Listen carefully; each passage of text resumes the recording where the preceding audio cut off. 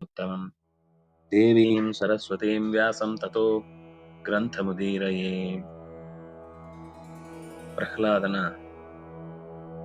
ಮತ್ತು ನರಸಿಂಹದೇವರ ನಡುವಿನ ಸಂವಾದದ ಭಾವವನ್ನ ನಾವು ನೋಡ್ತಾ ಇದ್ದೆವು.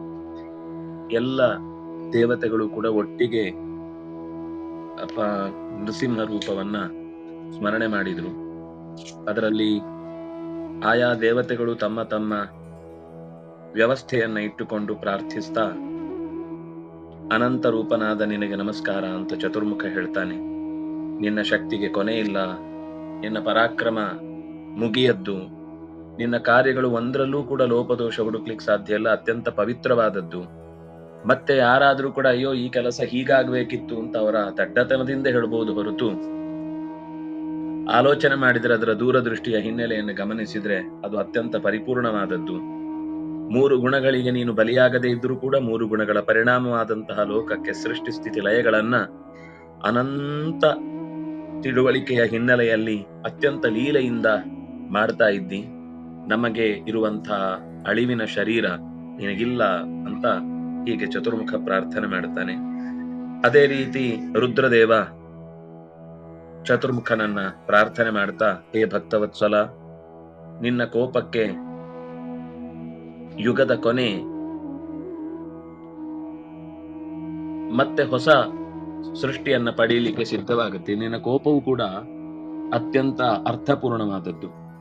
ನಮ್ಮ ಕೋಪಗಳೆಲ್ಲವೂ ಕೂಡ ಒಂದೊಂದು ಸರ್ತಿ ಒಂದೊಂದು ರೀತಿ ಎಲ್ಲೆಲ್ಲೋ ಜಾರಿ ಹೋಗುತ್ತೆ. ಅದರಿಂದ ಅನರ್ಥವೇ ಉಂಟಾಗುತ್ತೆ. ನಮಗೆ ನ್ಯಾಯವನ್ನ ಆ ಕೋಪದಿಂದ ಯಾರಿಗೂ ಒದಗಿಸ್ಲಿಕ್ಕೆ ಸಾಧ್ಯ ಆಗುವುದಿಲ್ಲ. ಆದ್ರೆ ನಿನ್ನ ಕೋಪದಿಂದ ದುಷ್ಟರ ಸಂಹಾರ ಆಗುವುದಷ್ಟೇ ಅಲ್ಲದೆ ಲೋಕಕ್ಕೇನೋ ಒಂದು ವಿಚಿತ್ರವಾದ ಪಾಠವನ್ನು ಕೂಡ ನೀನು ಕಲ್ಪಿಸುವವನೇ ಆಗಿದ್ದಿ. ಆದ್ರಿಂದಾಗಿ ನಿನ್ನ ಕೋಪ ಸ್ವರೂಪನಾದ ಕೋಪವೂ ಕೂಡ ಜ್ಞಾನ ಸ್ವರೂಪವಾದದ್ದು ಅಂತ ನನಗೆ ಅರ್ಥ ಆಗ್ತಾ ಇದೆ. ನಿನ್ನಲ್ಲಿ ಶರಣಾಗತನಾಗಿ ಬಂದಿದ್ದೇನೆ, ನನ್ನನ್ನ ರಕ್ಷಿಸು. ಯಾಕೆಂದ್ರೆ ಇದು ರುದ್ರದೇವನಿಗೆ ಬಹಳ ಮುಖ್ಯವಾದ ರೂಪ. ಭಗವಂತನ ಅನಂತ ರೂಪಗಳಲ್ಲಿಯೂ ಎಲ್ಲದರಲ್ಲೂ ಒಂದು ವಿಶಿಷ್ಟವಾದ ಗುಣ ಇದೆ. ಆದರೆ ಈ ರೂಪ ರುದ್ರದೇವನಿಗೆ ಅತ್ಯಂತ ಹತ್ತಿರವಾದದ್ದು, ಅವನ ಉಪಾಸ್ಯ ರೂಪವೂ ಹೌದು ಅನ್ನುವುದು ಇದರ ಹಿನ್ನೆಲೆಯಲ್ಲಿರುವಂಥದ್ದು. ಇಂದ್ರ ಸ್ತೋತ್ರ ಮಾಡ್ತಾನೆ, ಸರ್ವೋತ್ತಮನಾದಂತಹ ನಾರಾಯಣನೇ, ನೀನು ನಮಗೆ ರಕ್ಷಕನಾಗಿ ಬಂದು ಯಜ್ಞಗಳಲ್ಲಿ ಭಾಗಗಳನ್ನು ಮತ್ತೆ ಮರಳಿ ಪಡೆಯುವಂತೆ ಮಾಡಿದ್ದಿ. ನಿನ್ನ ಹೃದಯದ ಮಧ್ಯದಲ್ಲಿ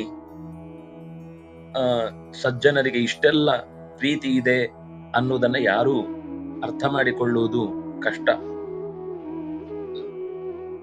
ನಮ್ಮ ಹೃದಯ ಕಮಲದಲ್ಲಿ ದೈತ್ಯನ ಆಕ್ರಮಣಕ್ಕೊಳಗಾಗಿ ನಿನ್ನ ಬಗ್ಗೆ ಸ್ಥಾನ ಕಲ್ಪಿಸ್ಲಿಕ್ಕೆ ನಮಗೆ ಸಾಧ್ಯ ಆಗ್ತಿರ್ಲಿಲ್ಲ, ಮುದುಡಿ ಹೋಗಿತ್ತು ಕಮಲ.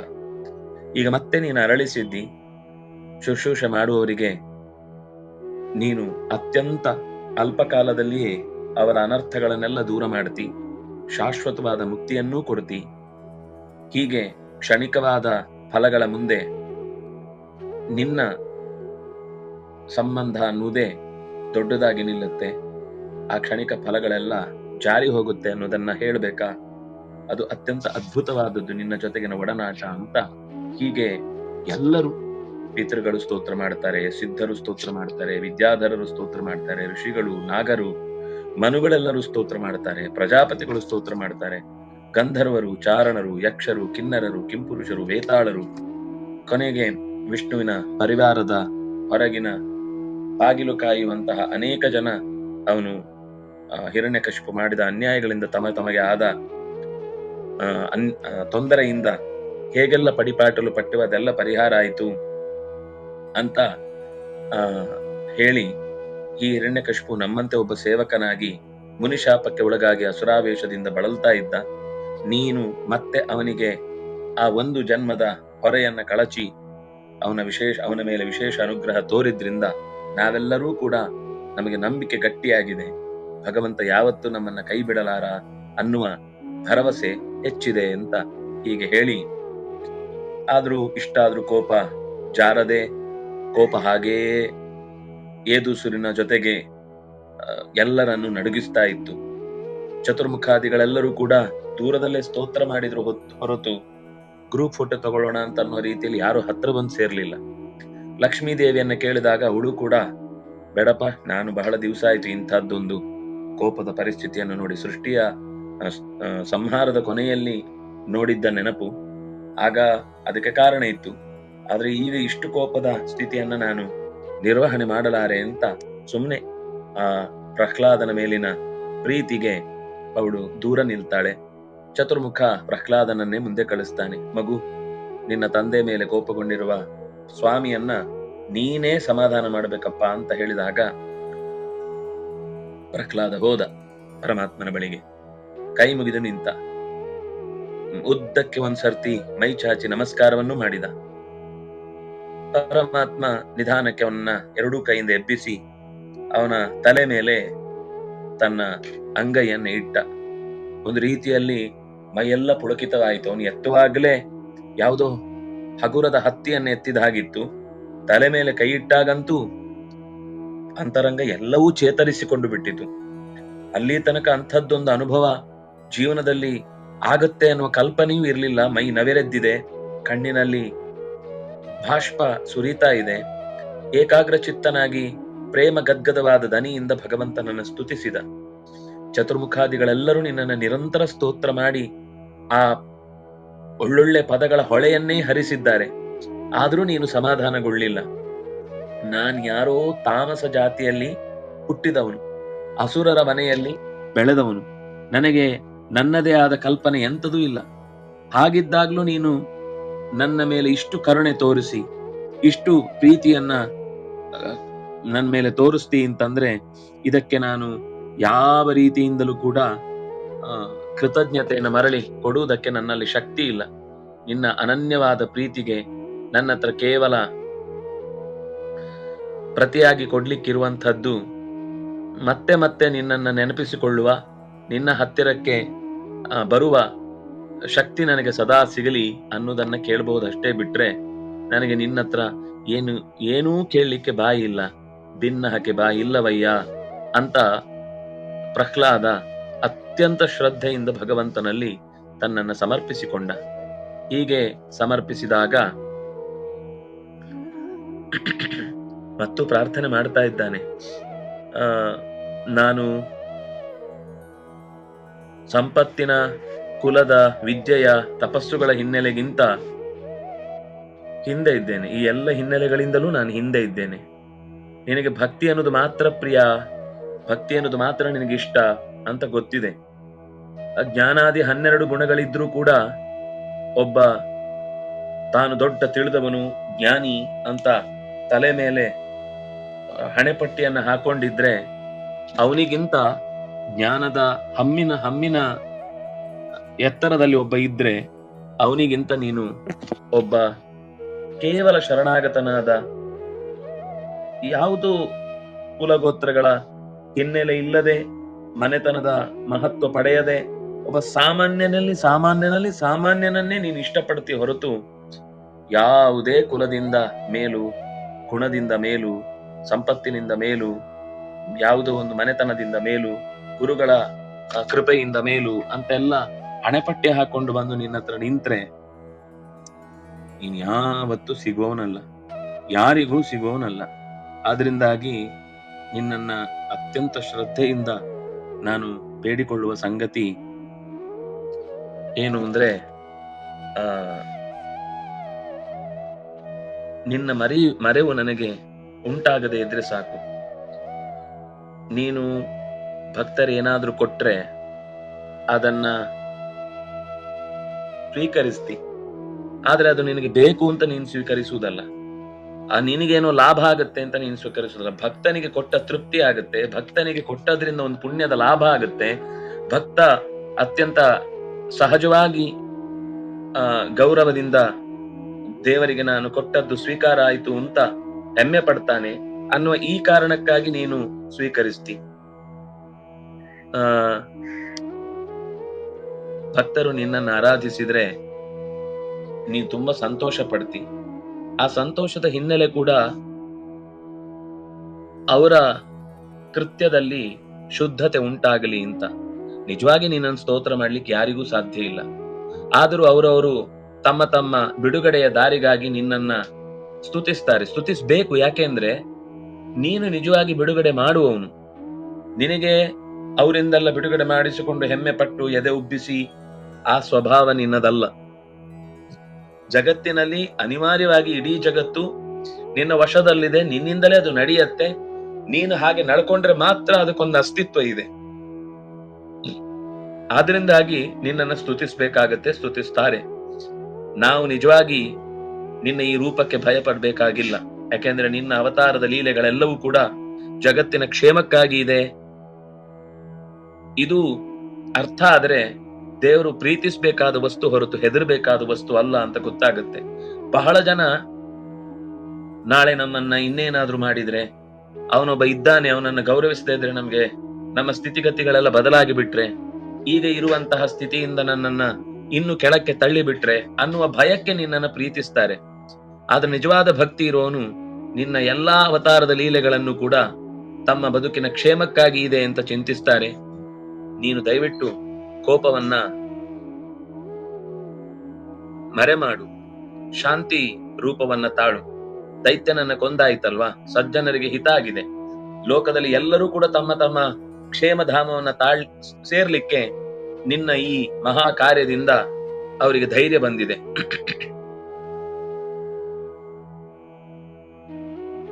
ಅತ್ಯಂತ ಕ್ರೂರವಾದ ಜಂತುಗಳನ್ನ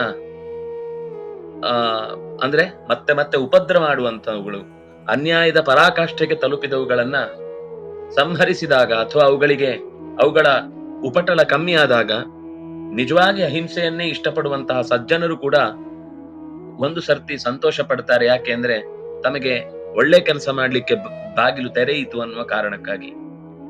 ತಮಗೆ ಒಬ್ಬರಿಗೆ ಹಿಂಸೆ ಆಗ್ತಾ ಇದೆ ಅಂದ್ರೆ ಅದನ್ನು ಯಾವತ್ತೂ ಅವರು ಈ ಹಿಂಸೆಯನ್ನ ತೆಗೆ, ಈ ಹಿಂಸೆಯನ್ನ ಕಳೆ ಅಂತ ಕೇಳಲ್ಲ. ಆದ್ರೆ ಲೋಕಕ್ಕೆ ತೊಂದರೆ ಆಗ್ತಾ ಇದೆ, ಬಹಳ ಜನ ತಮ್ಮ ತಮ್ಮ ಸಾಧನೆಯಿಂದ ವಂಚಿತರಾಗ್ತಾ ಇದ್ದಾರೆ, ಅವರಿಗೆ ವ್ಯಕ್ತಿಗತವಾದಂತಹ ಬೇಸರ ಇಲ್ಲದೆ ಇದ್ರೂ ಕೂಡ ಜಗತ್ತಿಗಾಗುವ ಹಾನಿ ತಮಗೆ ಆದ ಹಾನಿ ಅಂತೆ ಭಾವಿಸ್ತಾರೆ. ಆ ಹಿನ್ನೆಲೆಯಲ್ಲಿ ಅವರು ಸಂತೋಷ ಪಡ್ತಾರೆ.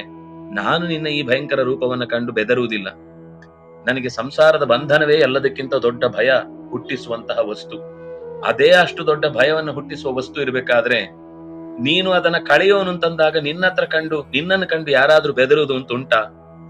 ನಾನು ಸಂಸಾರದ ಆಟೋಪಕ್ಕೆ ಭಯ ಪಡ್ತೇನೆ. ಅದಕ್ಕಾಗಿ ನಿನ್ನ ಪಾದವನ್ನು ಆಶ್ರಯಿಸಲಿಕ್ಕೆ ಬಂದಿದ್ದೇನೆ. ಸಂಸಾರದ ದುಃಖ ಕ್ಷಣ ಕ್ಷಣಕ್ಕೂ ಬೆಂಕಿಯಂತೆ ಮತ್ತೆ ಮತ್ತೆ ಸುಡ್ತಾ ಇದೆ. ಅದಕ್ಕೇನೇ ಪರಿಹಾರ ಮಾಡಿದ್ರೂ ಕೂಡ ಆ ಪರಿಹಾರ ತಿರುಗಿ ಮತ್ತೊಂದು ದುಃಖಕ್ಕೆ ಕಾರಣ ಆಗುತ್ತೆ. ನಮಗೆ ತಿಳಿದಿಲ್ಲ. ಯಾಕೆಂದ್ರೆ ಈ ನಿಜವಾದ ಸಮಸ್ಯೆ ಎಲ್ಲಿದೆ ಅಂತ ಗೊತ್ತಾಗುದಿಲ್ಲ. ಕೆಲವು ಸಮಸ್ಯೆಯನ್ನು ಪರಿಹಾರ ಮಾಡಿಕೊಳ್ಳಿಕ್ಕೆ ಪ್ರಯತ್ನ ಪಟ್ಟು ಮತ್ತೊಂದು ದೊಡ್ಡ ಸಮಸ್ಯೆಯನ್ನ ತಂದುಕೊಂಡು ಅದರಲ್ಲಿ ಸಿಲುಕಿ ಒದ್ದಾಡ್ತೇವೆ. ಆದ್ರಿಂದಾಗಿ ನನ್ನ ಯೋಚನೆ, ನಿನ್ನ ದಾಸ್ಯ ಒಂದೇ ಇದಕ್ಕೆ ಪರಿಹಾರ. ನಿನ್ನ ಅಡಿಯಲ್ಲಿ ನೆಲೆಸಿದ್ದೇನೆ ಅನ್ನುವ ಒಂದು ಸೇಫ್ಟಿ, ನೆರಳಿನಲ್ಲಿದ್ದೇನೆ ಅನ್ನುವ ಒಂದು ದೃಢವಾದ ವಿಶ್ವಾಸವೇ ನನಗೆ ಧೈರ್ಯವನ್ನ ಕೊಡ್ತಾ ಇದೆ. ಆದ್ರಿಂದ ನಿನ್ನನ್ನ ಅನುಸರಿಸುವುದಕ್ಕೆ, ನಿನಗೆ ನನ್ನನ್ನು ಒಪ್ಪಿಸುವುದಕ್ಕೆ ನಾನೇನು ಮಾಡಬೇಕು ಹೇಳು, ನನಗೆ ಉಪದೇಶ ಕೊಡು. ನಾನು ಆ ರೀತಿಯೇ ನಡ್ಕೊಳ್ತೇನೆ. ನಿನ್ನ ಗುಣಗಾನ ಮಾಡುವುದು ಅಂದ್ರೆ ನನಗಿಷ್ಟ.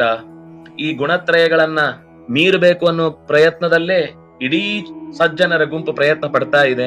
ನಿನ್ನ ಭಕ್ತರ ಸಂಘದಲ್ಲಿ ನನಗೆ ಏನೇ ದುಃಖಗಳಿದ್ರೂ ಕೂಡ ಅದನ್ನೆಲ್ಲ ಕಳ್ಕೊಳ್ತೇನೆ ನಾನು.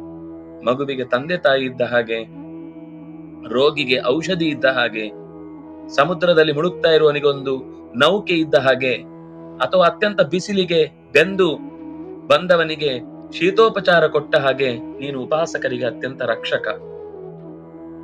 ನಾನು ಬೇರೆ ಏನನ್ನೂ ನಿನ್ನ ಹತ್ರ ಕೇಳುವವನಿಲ್ಲ. ಈ ಪ್ರಾಕೃತವಾದ ಮನಸ್ಸಿನ ಆಸೆ ಆಕಾಂಕ್ಷೆಗಳಿಂದ ಸಂಸಾರ ಚಕ್ರಕ್ಕೆ ಸಿಲುಕುವ ಅನೇಕ ತರದ ಬಲೆಗಳು ನಿರಂತರವಾಗಿ ನಮ್ಮನ್ನ ಕತ್ತರಿಸ್ತಾ ಇದೆ. ಅಂದ್ರೆ ಅರಗಳು ನಮ್ಮನ್ನ ಚುಚ್ಚುತ್ತಾ ಇದೆ. ಈ ಚಕ್ರದಿಂದ, ಈ ಬಲೆಯಿಂದ, ಈ ಒದ್ದಾಟದ ಪಡಿಪಾಟಲಿನಿಂದ ಬೇರೆ ಯಾರು ರಕ್ಷಿಸಬಲ್ಲರು ಹೇಳು? ನೀನೇ ರಕ್ಷಿಸಬೇಕು. ಈ ಲೋಕಪಾಲಕರೆಲ್ಲ ತಮ್ಮ ತಮ್ಮ ವೈಭವಗಳಲ್ಲಿ ಇದ್ದದ್ದನ್ನ ನಮ್ಮ ಅಪ್ಪ ಕೋಪದಿಂದ, ಹುಬ್ಬುಗಂಟಿಕ್ಕಿದ ಸಿಟ್ಟಿನಿಂದ ನಾಶ ಮಾಡಿದ್ದಾನೆ. ಅದನ್ನ ನಾನು ಕಣ್ಣಾರೆ ಕೊಂಡಿದ್ದೇನೆ. ಅಂತಹ ತಂದೆಯ ವೈಭವ ಕೂಡ ಬಹಳ ಬಹಳ ಕಾಲ ಉಳಿಲಿಲ್ಲ. ಯಾರು ಇನ್ನೊಬ್ಬರ ವೈಭವವನ್ನ ತುಳಿದು, ಇನ್ನೊಬ್ಬರ ಶ್ರೇಯಸ್ಸನ್ನ ಹಾಳು ಮಾಡಿ, ಇನ್ನೊಬ್ಬರಿಗೆ ಸಿಕ್ಕಿದಂತಹ ಅಪರೂಪದ ಲಾಭವನ್ನ ನುಚ್ಚು ನೂರುಗೊಳಿಸಿ, ಇನ್ನೊಬ್ಬರ ಕನಸನ್ನ ಕತ್ತರಿಸಿ, ಇನ್ನೊಬ್ಬನ ಬದುಕಿಗೆ ಕೊಳ್ಳಿ ಇಟ್ಟು ಯಾರು ತಾನೇ ಸುಖವಾಗಿರ್ತಾನೆ? ನಾನಿದನ್ನ ನನ್ನ ಅಪ್ಪನ ನಡೆಯಿಂದ ಚೆನ್ನಾಗಿ ಅರ್ಥ ಮಾಡಿಕೊಂಡಿದ್ದೇನೆ. ಆದ್ರಿಂದ ವಿಷಯ ಸುಖದ ವೈಭವ ಅನ್ನುವುದು ಯಾವತ್ತಿಗೂ ಒಂದಲ್ಲ ಒಂದು ರೀತಿಯಿಂದ ಕೊನೆಗಾಣುವಂಥದ್ದೇ. ಯಾರು ಎಷ್ಟೆಷ್ಟು ಮೆರೆದು ಇದರ ಆಳ್ವಿಕೆ ನನ್ನ ಕೈಯಲ್ಲಿದೆ ಅಂತ ಅಂದವರೆಲ್ಲ ಮಣ್ಣು ಪಾಲಾಗಿಲ್ವೇ? ಅದರಿಂದಾಗಿ ನನಗೆ ಈ ವಿಷಯ ಸುಖಗಳ ಭೋಗದ ಅಧಿಕಾರವಾಗಲಿ, ಲಾಲಸೆ ಆಗಲಿ, ಅದರಿಂದ ಸಿಗುವ ಯಶಸ್ಸಾಗಲಿ, ಏನೋ ಜನಮನ್ನಣೆಯಾಗಲಿ, ಇದ್ಯಾವುದು ನನಗೆ ಬೇಡ. ನನಗೆ ಬೇಕಿರುವುದು ನಿನ್ನ ಭಕ್ತರ ಸಂಘ. ನನಗೆ ಬೇಕಿರುವುದು ನಿನ್ನನ್ನ ಅತ್ಯಂತ ಇಷ್ಟಪಡುವವರ ಪಾದ ಧೂಳಿಯಲ್ಲಿ ಮೀಯುವ ಆಸೆ. ಕೇಳಲಿಕ್ಕೆ ಹೊರಗಿನ ಪ್ರಪಂಚದ ಭೋಗಗಳ ವರ್ಣನೆ ತುಂಬಾ ಆಕರ್ಷಕವಾಗಿರುತ್ತೆ. ಆದ್ರೆ ಅದು ಮರುಭೂಮಿಯಲ್ಲಿ ನೀರಿನ ಸೆಲೆಯನ್ನ ಕಂಡ ಹಾಗೆ, ಅಥವಾ ರಸ್ತೆಯಲ್ಲಿ ಹೋಗುವಾಗ ದೂರದ ದಾರಿಯಲ್ಲಿ ನೀರಿನದ್ದೇನೋ ಒಂದು ಸೆಲೆ ಇದೆ, ಮರೀಚಿಕೆ ಕಾಣ್ತಾ ಇದೆ ಅಂತ ಭಾವಿಸಿ ಹೋಗಿ ಹತ್ತಿರ ನೋಡಿದಾಗ ಅಲ್ಲಿ ಒಣಗಿದ ನೆಲ ಬಿಟ್ರೆ ಏನೂ ಇರುವುದಿಲ್ಲ. ಹಾಗೇನೆ ಈ ಪ್ರಪಂಚದಲ್ಲಿ ಆಗಾಗ ಕಾಣುವ ಸುಖಗಳೆಲ್ಲವೂ ಕೂಡ ನಮಗೆ ಆನಂದ ನೀಡುತ್ತೆ ಅಂತ ಅನ್ಕೊಂಡು ಅದರ ಪಕ್ಕಕ್ಕೆ ಹೋದಾಗ ಗೊತ್ತಾಗತ್ತೆ ಅದು ನೆರಳು, ಅದು ನಿಜವಾದ ವಸ್ತು ಅಲ್ಲ ಅಂತ. ಆದ್ರೆ ಇಷ್ಟೆಲ್ಲ ಪಾಠಗಳಾಗ್ತಾ ಇದ್ರು, ಇಷ್ಟೆಲ್ಲ ಜೀವನದ ಜಂಜಾಟಗಳನ್ನು ಅನುಭವಿಸ್ತಾ ಇದ್ರು, ಯಾವತ್ತೂ ಕೂಡ ಅವರು ಪಾಠವೇ ಕಲಿಯುವುದಿಲ್ಲ. ಯಾಕಿದು ಹೀಗಾಗತ್ತೆ ಅಂತ ಅನ್ನೋದು ಮಾತ್ರ ನನಗೆ ಇಲ್ಲಿ ತನಕನೂ ಅರ್ಥ ಆಗಿಲ್ಲ. ಯಾಕೆ ಇಂಥ ದುಸ್ಥಿತಿಯನ್ನ ಮನುಷ್ಯ ಪಾಠವನ್ನ ಪಡೆದ ಮೇಲೂ ಅರ್ಥ ಮಾಡಿಕೊಳ್ಳದೆ ಅದರೊಳಗೆ ಸುಳಿಯಲ್ಲಿ ಸಿಲುಕಿ ಒದ್ದಾಡ್ತಾ ಇದ್ದಾನೆ ಅಂತ ನನಗೆ ಗೊತ್ತಾಗುದಿಲ್ಲ. ಓ ನರಸಿಂಹ, ನಾನು ಅಕಸ್ಮಾತ್ ಈ ವಿಷಯ ಸುಖದಿಂದ ತೃಪ್ತಿ ಪಡ್ತೇನೆ ಅಂತ ಆಸೆ ಪಟ್ರೆ ಅದು ಹೇಗಿರುತ್ತೆ ಅಂದ್ರೆ, ಬೆಂಕಿಗೆ ನಿಧಾನಕ್ಕೆ ಚೂರ್ಚೂರೇ ತುಪ್ಪ ಸುರಿತಾ ಈ ಇಡೀ ಬೆಂಕಿಯನ್ನ ನಾನು ತುಪ್ಪದ ಮೂಲಕ ಆರಿಸಿ ಬಿಡ್ತೇನೆ ಅಂತ ಪ್ರಯತ್ನ ಪಟ್ರೆ ಎಷ್ಟು ಮೂರ್ಖತನವೋ ಆ ತರ ಮೂರ್ಖನಾಗ್ತೇನೆ. ವಿಷಯಾಸಕ್ತರಾದ ನನ್ನ ಎಲ್ಲ ಹಿರಿಯರು ಅಸುರರು, ನನ್ನ ಕುಲವನ್ನ ಪ್ರತಿನಿಧಿಸಿದವರು. ಅದರಿಂದಾಗಿ ನಾನು ಅಸುರ ಕುಲೋತ್ಪನ್ನ. ವಿಷಯ ಸುಖದ ಪರಾಕಾಷ್ಠೆಯನ್ನ ಮುಟ್ಟಬೇಕು ಅಂತ ಬಯಸುವ ಮನೆತನದವನು ನಾನು. ನೀನು ಅತ್ಯಂತ ವಿರಾಗಿಗಳಿಗೆ ಪಕ್ಷಪಾತಿಯಾಗಿ ನಿಲ್ಲುವವನು, ಅಥವಾ ವಿರಾಗಿಗಳ ನಿಜವಾದ ಗುಣಯೋಗ್ಯತೆಗಳನ್ನ ಗ್ರಹಿಸಿ ಅವರಿಗೆ ಆಶ್ರಯ ಕೊಡುವವನು. ಅಸುರ ಕುಲೆಯಲ್ಲಿ ನೀನು ಗುರುತಿಸುವ ಸಜ್ಜನರ ಗುಣಗಳೆಲ್ಲಿ? ಆದ್ರೂ ನನ್ನ ಮೇಲೆ ಕರುಣೆ ತೋರಿಸಿದ್ದಿ, ಆದ್ರೂ ನನ್ನ ಮೇಲೆ ಅನುಕಂಪೆ ಮಾಡಿದ್ದಿ. ನೀನು ನನ್ನ ತಲೆಯ ಮೇಲೆ ಇಟ್ಟಿರುವ ನಿನ್ನ ಕಮಲದಂತಹ ಕೈಗಳ ಅನುಗ್ರಹಕ್ಕೆ ಬಹುಶಃ ನಾನು ಪ್ರತಿಕ್ರಿಯೆ ಕೊಡಲಾರೆ. ಎಲ್ಲ ದೇವತೆಗಳು ಅಚ್ಚರಿಯಿಂದ ನನ್ನ ಕಡೆಗೆ ದಿಟ್ಟಿಸಿ ನೋಡುತ್ತಾ ಇದ್ದಾರೆ. ಇಂಥ ಭಾಗ್ಯ ಅವರಿಗೆ ಸಿಗ್ಲಿಲ್ಲ ಅಂತನೋ, ಅಥವಾ ನಿನ್ನ ಅತ್ಯಂತ ಮನಸ್ಸಿನ ತಿಳಿಯಾದ ಭಾವನೆಯಿಂದ ಇಂಥವನನ್ನು ರಕ್ಷಿಸಬಲ್ಲನಲ್ಲವೇ ಭಗವಂತ, ಎಂತ ನಿಷ್ಪಕ್ಷಪಾತಿ ಭಗವಂತ ಅಂತ ಅವರ ಮನಸ್ಸಿನಲ್ಲಿ ನಿನ್ನ ಗುಣವೈಭವವನ್ನ ಚಿಂತಿಸ್ತಾ ಇದ್ದಾರೋ ಗೊತ್ತಾಗ್ತಾ ಇಲ್ಲ. ನಿನಗೆ ನನ್ನ ಜಾತಿಯವನು ಇವನು ಅನ್ಯ ಜಾತಿಯವನು, ಇವನು ಅಸುರ ಕುಲದವನು, ಇವನು ದೇವತಾ ಕುಲದವನು, ಇವನು ಅಂತ್ಯಜನು, ಇವನು ಬ್ರಾಹ್ಮಣ ಅಂತ ಈ ಯಾವ ಭೇದವೂ ಇಲ್ಲದೆ ಶರಣಾಗತನಾಗಿ ಅತ್ಯಂತ ಭಕ್ತಿಯಿಂದ ನೀನೇ ದೊಡ್ಡವನು ಅಂತ ಭಾವಿಸಿ ಜಗತ್ತಿನ ಸತ್ಯವನ್ನು ಉಳಿಸ್ಲಿಕ್ಕೆ ಪ್ರಯತ್ನ ಪಡುವಂತಹ ಎಲ್ಲ ಸಾತ್ವಿಕತೆಯನ್ನು ಕೂಡ ಬೆಂಬಲಿಸುವಂತಹ ಸಜ್ಜನರಿಗೆ ನೀನು ಒಲಿಯುವವನು ಅಂತ ಅನ್ನೋದು ನನಗೆ ಅರ್ಥ ಆಗ್ತಾ ಇದೆ. ಆದ್ರಿಂದ ಮತ್ತೆ ಹೇಳ್ತಾನೆ, ವಿಷಯದ ಭೋಗ ಅನ್ನೋದು ಹೆಡೆ ಎತ್ತಿದ ಹಾವು ಇದ್ದ ಹಾಗೆ. ಅದರ ಅಡಿಗೆ ಜಾರಿ ಯಾರಾದ್ರೂ ಸುಖ ಸಿಕ್ಕೀತು ಅಂತ ಬಾಳಿದ್ರೆ ಓಡಿ ಹೋದ್ರೆ ಅವ್ರು ನಿಜವಾಗ್ಲೂ ಬದುಕ್ತಾರ? ದೇವರ್ಷಿಗಳಾದಂತಹ ನಾರದರು ನನ್ನನ್ನು ಅತ್ಯಂತ ಹತ್ತಿರದವನು ಅಂತ ಸ್ವೀಕರಿಸಿ ಹೊಟ್ಟೆಯಲ್ಲಿರುವಾಗ್ಲೇ ನನ್ನನ್ನು ಅನುಗ್ರಹಿಸಿ ಬಿಟ್ರು. ಅಂಥ ನಿನ್ನ ದಾಸರ ಸಂಘವನ್ನ ನಾನು ಎಂತು ಮರೆಯಬಲ್ಲೆ? ಎಂತು ನನ್ನ ಬದುಕಿಗೆ ಅದಕ್ಕಿಂತ ಶ್ರೇಷ್ಠವಾದ ಕ್ಷಣಗಳು ಸಿಕ್ಕಿಯಾವು? ಸಿಕ್ಕಿದ್ರೆ ಅದು ಈಗ ನೀನು ಕೈ ಇಟ್ಟು ನನ್ನನ್ನು ರಕ್ಷಿಸಿದ ಕಾಲವೇ ಬಿಟ್ರೆ ಮತ್ತೊಂದು ಕ್ಷಣವನ್ನ ನಾನು ಅದಕ್ಕಿಂತ ಸಮಾಧಾನಕರವಾದದ್ದನ್ನ ಕಾಣಲಾರೆ. ನೀನು ನನ್ನ ತಂದೆಯನ್ನ ಕೊಂದದ್ದು ನಿನ್ನ ದಾಸರಾದ ನಾರದ ಮುನಿಗಳು ನನಗೆ ಉಪದೇಶ ಮಾಡಿದ್ದನ್ನ ಸತ್ಯ ಮಾಡ್ಲಿಕ್ಕೋಸ್ಕರ. ಯಾಕೆಂದ್ರೆ ನೀನು ಹೇಳಿದ್ಯಂತೆ, ಯಾರಿಗೆ ತೊಂದರೆ ಆದ್ರೂ ನಾನು ಆ ಬೇಸರ ಪಡಲ್ಲ, ಆ ಮಗುವಿಗೆ ತೊಂದರೆ ಆದ್ರೆ ನಾನು ಬಂದೇ ಬರ್ತೇನೆ ಅಂತ. ಹೀಗೆ ನನ್ನ ತಂದೆ ನನ್ನನ್ನ ತಲೆ ತೆಗಿತೇನೆ ಅಂತ ಬಂದಾಗ ನೀನು ಬಂದು ನನ್ನನ್ನ ರಕ್ಷಿಸಿದ್ದಿ ಅಂತ ಅನ್ನುವುದು, ಅಂದ್ರೆ ಭಕ್ತರನ್ನ ಎಂದಿಗೂ ಕೈ ಬಿಡಲಾರ ಅಂತ ನಾರದರು ಹೇಳಿದ ಮಾತು ನನ್ನ ವಿಷಯದಲ್ಲಿ ನನಗೆ ಸತ್ಯ ಅಂತ ಅನ್ನಿಸ್ತಿದೆ. ಸಂತೋಷ ಆಯ್ತು. ನಿನ್ನ ನೀನು ಮಾಡಿದ ಉಪಕಾರವನ್ನ ಯಾವ ರೀತಿಯ ಶಬ್ದದಿಂದ ನಾನು ಕೃತಜ್ಞತೆಗಳನ್ನು ಹೇಳಿ. ಓ ನರಸಿಂಹ, ನೀನು ಸೃಷ್ಟಿಗಿಂತ ಮೊದಲು ಪ್ರಳಯ ಸಮುದ್ರದಲ್ಲಿ ಆಲದೆಲೆಯ ಮೇಲೆ ಮಲಗಿದ್ದೀಯಂತೆ. ಕಣ್ಣು ಮುಚ್ಚಿ ಮಲಗಿ ಸ್ವರೂಪವನ್ನೇ ಅನುಭವಿಸ್ತಾ ಜಗತ್ತೇನು ಇಲ್ಲದೆ ಇದ್ರೂ ಕೂಡ ಎಲ್ಲವನ್ನು ಅತ್ಯಂತ ನಿನ್ನೊಳಗೆ ಇರುವ ಸಂಗತಿಗಳಂತೆ ಅದನ್ನ ಮೆಲುಕು ಹಾಕ್ತಾ ಇದ್ದೀಯಂತೆ. ನಿನ್ನ ನಾಭಿಕಮಲದಿಂದ ಚತುರ್ಮುಖ ಹುಟ್ಟಿ ಬಂದು ನಿನ್ನನ್ನ ತೀವ್ರ ತಪಸ್ಸಿನಿಂದ ಕಂಡುಕೊಂಡ. ನೀನು ಹಯಗ್ರೀವ ರೂಪದಿಂದ ಮಧುಕೈಟವರನ್ನ ಕೊಂದು ಆ ವೇದದ ಅಭಿಮಾನಿಗಳನ್ನೆಲ್ಲ ಎಳೆದುಕೊಂಡು ಹೋದವರನ್ನ ಮರಳಿ ಚತುರ್ಮುಖನ ಕೈಗೆ ಒಪ್ಪಿಸಿ ಲೋಕದಲ್ಲಿ ತಿಳಿವನ್ನ ತಿಳಿಗೊಳಿಸಿ ಮತ್ತೆ ಸಜ್ಜನರಿಗೆ ಸರಿಯಾದ ಅರ್ಥವನ್ನ ತಿಳಿಯುವ ಶಕ್ತಿಯನ್ನ ತುಂಬಿದೆಯಂತೆ.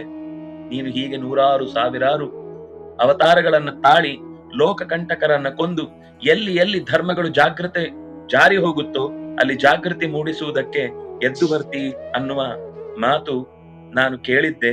ಅದು ನನಗೆ ಕಣ್ಣಾರಿ ಈಗ ಕಣ್ಣ ಮುಂದೆ ಇದೆ. ನಿನ್ನ ಕಥೆಗಳನ್ನ ಕೇಳುವಾಗ ನನ್ನ ಮನಸ್ಸು, ಇಂದ್ರಿಯಗಳು ಕೆಲವೊಮ್ಮೆ ಆಸಕ್ತಿಯನ್ನ, ಅಂದ್ರೆ ಪ್ರಾಕೃತವಾದ ವಿಷಯದ ಕಡೆಗೆ ಎಳೀತಾ ಇರ್ತಾವೆ, ಆಸಕ್ತಿ ಬರುವುದೇ ಇಲ್ಲ. ಇದು ಯಾರು ಪ್ರಹ್ಲಾದ ಹೇಳುವ ಮಾತು. ನಾವು ಎಲ್ಲ ಆಸಕ್ತಿ ತೋರಿಸದೇ ಇದ್ರು ನಾವು ತುಂಬಾ ಸ್ಪಿರಿಚುವಲ್, ನಮಗೆ ತುಂಬಾ ಅಧ್ಯಾತ್ಮ ಅಂದ್ರೆ ಆಸಕ್ತಿ ಅಂತ ಇಡೀ ಒಂದು ವಾರದಲ್ಲಿ ಒಂದು ದಿವಸ ದೇವಸ್ಥಾನದ ಬಳಿಗೋ ಅಥವಾ ಮನೆಯಲ್ಲೇ 10 ನಿಮಿಷ ಕೂತು ಯಾವುದೋ ಬೇರೆಯವರು ಮಾಡಿದ ಪೂಜಾ ಕೈಂಕರ್ಯದ ಮಧ್ಯದಲ್ಲಿ ನಾವು ಒಂದು ಫೋಟೋ ತೆಕ್ಕೊಂಡು ಬಂದು ಅಪ್ಲೋಡ್ ಮಾಡಿ ನಾನು ತುಂಬಾ ಧರ್ಮಿಷ್ಠ ಅಂತ ನಾವು ತೋರಿಸ್ತೇವೆ. ಆದ್ರೆ ನಿರಂತರ ಭಗವಂತನ ಚಿಂತಿಸಿ ಪ್ರತಿ ಬಾರಿಯೂ ಕೂಡ ಭಗವಂತನ ಕೈಯಿಂದ ರಕ್ಷಿತನಾಗಿ ಎಂತೆಂಥ ಅನರ್ಥಗಳಿಂದ ಪಾರು ಮಾಡಿದ ಭಗವಂತನನ್ನ ನೆನೆಯುವ ಸ್ಥಿತಿ ಇರುವ ಪ್ರಹ್ಲಾದ ಹೇಳ್ತಾನೆ, ನನಗೆ ನಿನ್ನ ಕಡೆಗೆ ನೆನಪೇ ಆಗಲ್ಲ, ನಿನ್ನನ್ನ ಸ್ತೋತ್ರ ಮಾಡುವ ಶಕ್ತಿಯೇ ನನಗಿಲ್ಲ. ವಿಷಯ ಪದಾರ್ಥಗಳು ಒಂದೊಂದು ಕ್ಷಣವೂ ಕೂಡ ನನ್ನನ್ನು ಎಲ್ಲ ಕಡೆಗೆ ಎಳೆದು ಕರ್ಮ ವಶದಿಂದ ಸಂಸಾರದ ವೈತರಣಿಯಲ್ಲಿ ಮತ್ತೆ ಮತ್ತೆ ಕೀವು ಮಾಂಸಗಳ ವೈತರಣಿಯಲ್ಲಿ ಮುಳುಗುವಂತೆ ಮಾಡ್ತಾ ಇದೆ. ಕೇಳುವ ಸ್ವಲ್ಪ ಹೊತ್ತು ನಿನ್ನ ಕಥೆಯನ್ನ ಮನಸ್ಸು ಧಾರಣೆ ಮಾಡಿದ ಆ ಕ್ಷಣದಲ್ಲಿ ದುಃಖಗಳೆಲ್ಲ ಮರೆತು ಹೋಗ್ತವೆ. ಆದ್ರೆ ಮತ್ತೆ ವಿಷಯ ಸುಖಕ್ಕಾಗಿ ಮನಸ್ಸು ಇನ್ನೊಂದು ಕ್ಷಣದಲ್ಲಿ ಎಳೆದು ಬಿಡುತ್ತೆ. ಅಂಥ ಸತ್ವರಜಸ್ತಮಸ್ಸು ಗುಣಗಳ ಪ್ರಭಾವ. ಮೂಢ ಜನರು ಈ ರೀತಿ ಮತ್ತೆ ಮತ್ತೆ ಕಷ್ಟಪಡುವುದನ್ನ ನನಗೆ ನೋಡ್ಲಿಕ್ಕೆ ಆಗ್ತಾ ಇಲ್ಲ. ಬೇರೆ ಬೇರೆ ನನ್ನ ಜೊತೆಗೆ ಓದ್ತಾ ಇದ್ದ ಹುಡುಗರೆಲ್ಲ ತುಂಬಾ ಕಷ್ಟಪಡ್ತಿದ್ದಾರೆ. ನಾನು ನಿನ್ನ ಹತ್ರ ಬಂದ್ರೆ ನನಗೆ ಒಳಿತಾಗುತ್ತೆ ಅಂತ ಗೊತ್ತಿದೆ, ನನಗೆ ನಿನ್ನ ಅನುಗ್ರಹ ಆಗುತ್ತೆ, ಅದರಿಂದ ನನಗೆ ಬದುಕಿನ ಎಲ್ಲ ಕಷ್ಟ ಕೋಟಲೆಗಳು ಪರಿಹಾರ ಆಗುತ್ತೆ ಅಂತ ಗೊತ್ತಿದೆ.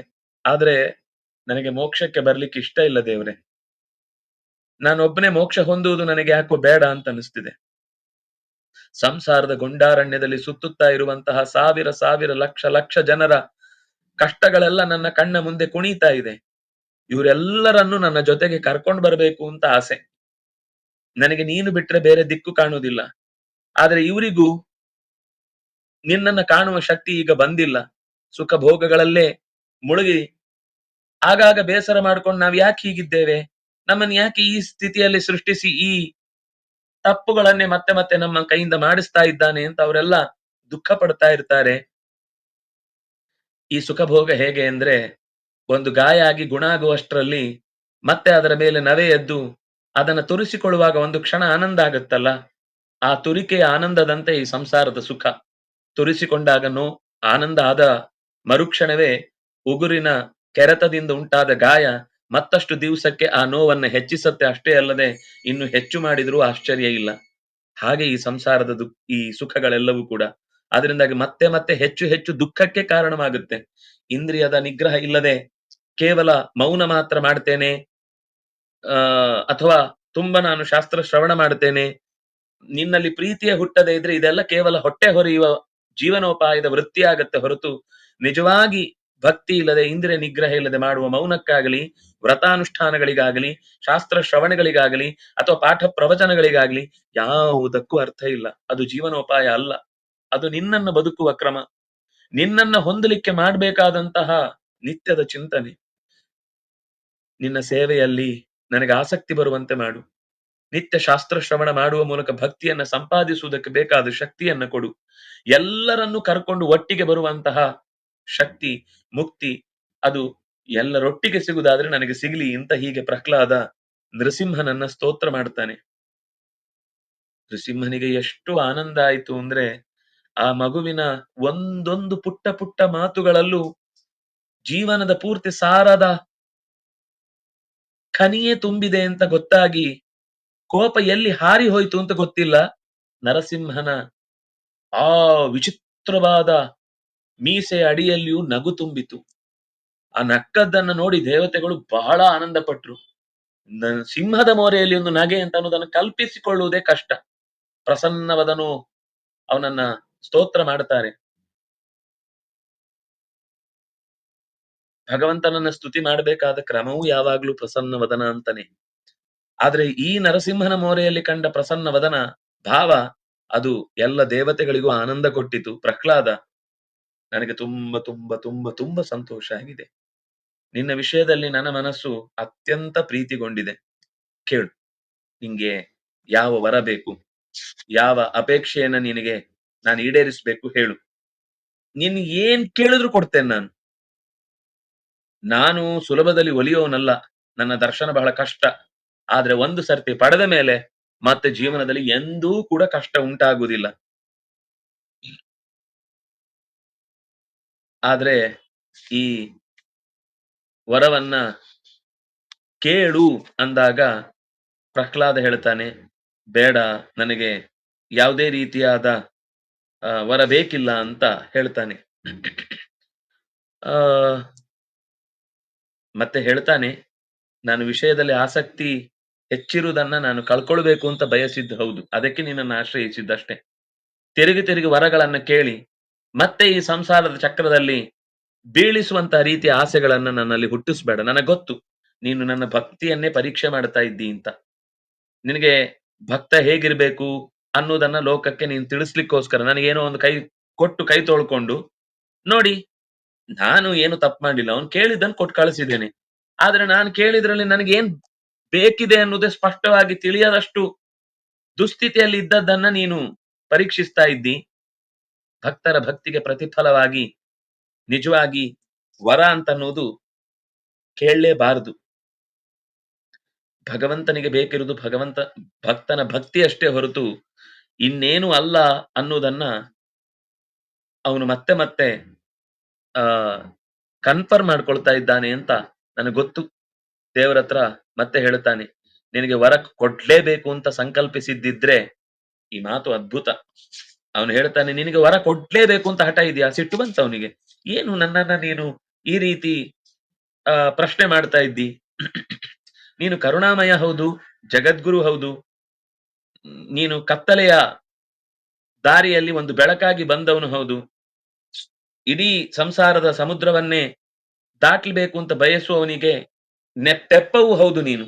ಆದ್ರೆ ಎಸ್ತ ಆಶಿಷ ಆಶಾಸ್ತೆ ಸ ನ ಸಭೃತ್ಯ ಸವೈ ವಣಿಕ್ ನ ವೈ ಸ್ವಾಮಿ ಸವೈ ಭೃತ್ಯೋ ಗುಣಲುಬ್ಧೌ ನ ಕಾಮುಕೌ. ಆದ್ರೆ ನನಗೆ ನೀನ್ ಕೇಳಿದ್ದು ಮನಸ್ಸಿಗೆ ಹಿತ ಆಗ್ಲಿಲ್ಲ. ನಾನು ಒಂದು ವೇಳೆ ನಿನ್ನ ಹತ್ರ ನನಗೇನೋ ವರ ಬೇಕು ಅಂತ ಕೇಳಿದ್ರೆ, ನಾನ್ ನಿನ್ನ ಭಕ್ತ ಅಲ್ಲ ನರಸಿಂಹ, ನಾನೊಬ್ಬ ವ್ಯಾಪಾರಿ. ನೀನು ಭಕ್ತಿಯನ್ನೇ ಮೆಚ್ಚುವವ ಹೊರತು ಕೇಳುವ ವರಗಳಿಂದ ಖುಷಿ ಪಡುವನಲ್ಲ. ನೀನ್ ಕೊಡ್ಲಿಕ್ಕೆ ಸಂತೋಷ ಪಡ್ತಿ ಅಂತ ಖಂಡಿತ ಗೊತ್ತು ನನಗೆ. ಆದ್ರೆ ನಾನು ಕೇಳಿಬಿಟ್ರೆ ಮುಗೀತಲ್ಲಿಗೆ ನಿನ್ನ ನನ್ನ ಸಂಬಂಧ. ಈ ಭಕ್ತಿ ಅನ್ನೋದು ಮುಗಿಯುವ ಸಂಬಂಧ ಅಲ್ಲ. ಆಶಾಸಾನೋ ನ ವೈ ಭೃತ್ಯ ಸ್ವಾಮಿನ್ಯಾಶಿಷ ಆತ್ಮನಃ ನ ಸ್ವಾಮಿ ಭೃತ್ಯ ತಸ್ವಾಮ್ಯ ಸ್ವಾಮಿನ್ ಇಚ್ಛನ್ಯೋ ರಾತಿ ಚಾಶಿಷ. ಅಭಿಷ್ಟವನ್ನು ಒಂದು ವೇಳೆ ನಾನು ಕೇಳಿದೆ ಅಂದ್ರೆ ನನ್ನ ಮುಖಕ್ಕೆ ನಾನೇ ಚಪ್ಪಡಿ ಹಾಕೊಂಡು ಬಡ್ಕೊಂಡ ಹಾಗೆ. ಇದಕ್ಕಿಂತ ನಾನು ಹೀನ ಸ್ಥಿತಿಗೆ ಇಳಿಲಿಕ್ಕೆ ಸಾಧ್ಯ ಇಲ್ಲ. ಆದ್ರಿಂದ ಏನನ್ನು ನಾನು ನಿನ್ನ ಹತ್ರ ಬಯಸ್ತಾ ಇಲ್ಲ.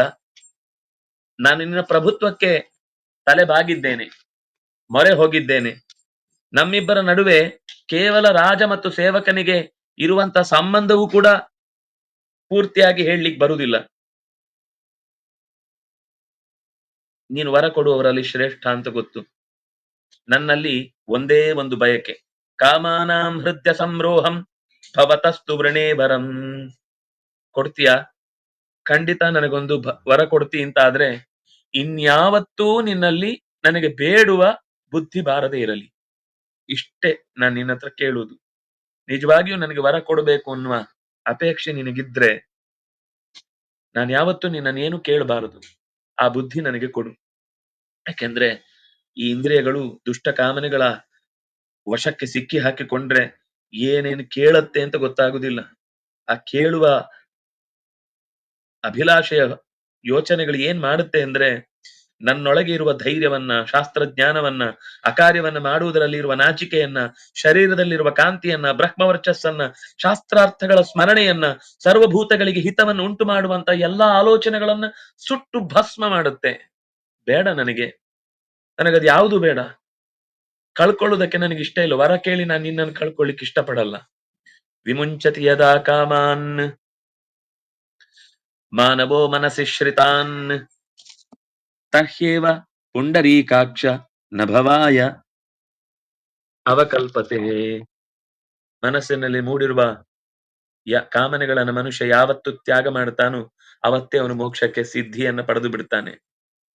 ತತ್ಕಾಲದ ಸಿಕ್ಕಿದ್ರೆ ಸಾಕು, ಬಸಿದು ಬಿಡೋಣ, ಹಿಸಿದು ಬಿಡೋಣ, ಬಾಚಿ ಬಿಡೋಣ ಅಂತ ಯೋಚನೆ ಬರ್ತಾ ಇದೆ ಅಂದ್ರೆ ಇನ್ನು ಮನಸ್ಸು ಸಿದ್ಧ ಆಗಿಲ್ಲ ಅಂತ ಅರ್ಥ. ಇನ್ನು ಭಗವಂತನಿಗೆ ಕೊಟ್ಟುಕೊಳ್ಳಿಕ್ಕೆ ಯೋಗ್ಯವಾದ ಶುದ್ಧಿಯನ್ನ ಆ ಮನಸ್ಸು ಪಡೆದಿಲ್ಲ ಅಂತ ಅರ್ಥ. ಸ್ತೋತ್ರ ಮಾಡ್ತಾನೆ ಮತ್ತೆ, ಓಂ ನಮೋ ಭಗವತೆ ತುಭ್ಯಂ ಪುರುಷಾಯ ಮಹಾತ್ಮನೆ ಹರಯೇ ಅದ್ಭುತ ಸಿಂಹಾಯ ಬ್ರಹ್ಮಣೇ ಪರಮಾತ್ಮನೇ. ಇದು ನಾರದರು ಗರ್ಭದಲ್ಲಿ ಪ್ರಹ್ಲಾದನಿಗೆ ಹೇಳಿಕೊಟ್ಟಿದ್ರು. ಅದನ್ನೇ ಈಗ ಮತ್ತೆ ಅವನು ನರಸಿಂಹನ ಮುಂದೆನೆ ಸ್ತೋತ್ರ ಮಾಡ್ತಾನೆ. ನಿನ್ನಂತ ನರಸಿಂಹನಿಗೆ ತುಂಬಾ ಖುಷಿ ಆಗುತ್ತೆ. ಅವನ ಅಷ್ಟು ವರ ಕೇಳು ಅಂತ ಒತ್ತಡ ಹಾಕಿದಾಗ್ಲೂ ಕೇಳದೆ, ಕೇವಲ ಏನು ಕೇಳದಂತ ಬುದ್ಧಿ ಕೊಡು ಅಂತ ಕೇಳಿದ್ನಲ್ವಾ.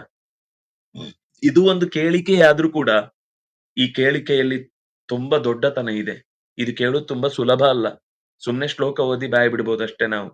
ಆದ್ರೆ ನಿಜವಾಗಿಯೂ ಭಗವಂತ ಬಂದಾಗ ನಮಗೆ ಏನು ಕೇಳದೆ ಇರುವಂತೆ, ನಾವು ಸುಸ್ತಾಗಿ ಸಂಸಾರದ ಈ ಒದ್ದಾಟ ಬೇಡಪ್ಪ, ನಾನು ಇದ್ರಲ್ಲಿ ಒದ್ದಾಡ್ಲಿಕ್ಕಾಗಲ್ಲ, ನನ್ನನ್ನು ಈ ಸಂಸಾರದ ಪಾರು ಮಾಡು, ನನಗೆ ಈ ಕಷ್ಟಗಳನ್ನು ಕೊಡಬೇಡ, ಬೇರೆಯವ್ರು ಏನಾದ್ರೂ ಹಾಳಾಗೋಗ್ಲಿ, ಮೊದಲು ನನ್ನನ್ನು ಇಲ್ಲಿಂದ ಕರ್ಕೊಂಡು ಹೋಗು ಅಂತ ನಾವು ಇದ್ರಲ್ಲಿ ಯಾವುದೋ ಒಂದು ರೀತಿಯಲ್ಲಿ ಇದೇ ಭಾವವನ್ನ ಬೇರೆ ಬೇರೆ ಶಬ್ದಗಳಿಂದ ಹೇಳ್ತೇವೆ ಅಷ್ಟೇ.